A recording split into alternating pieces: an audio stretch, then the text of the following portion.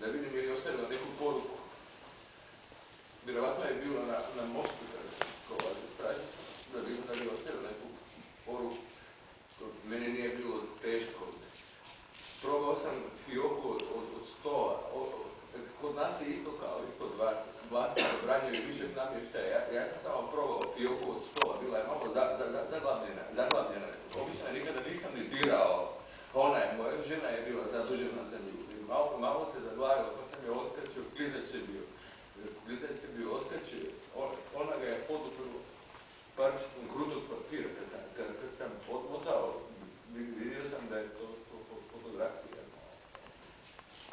Zabranjeno. Sva lična dokumenta uništena kad su ukinuli prošlost. A ovo se zaglavilo... Zabranjeno!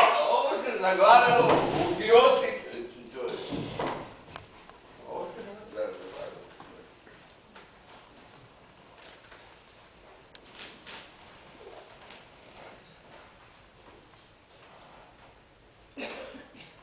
On me je pustio da uđem, nisam ja sam.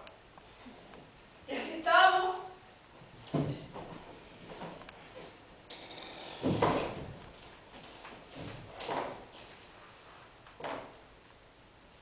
Daj mi.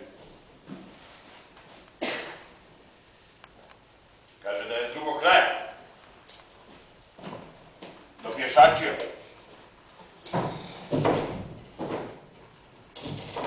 Tvoj brat. Šta? Brat? Ne sjećaš me se.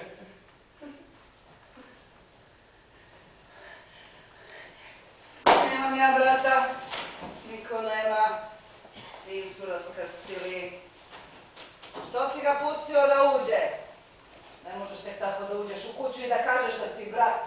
Šta ti hoćeš?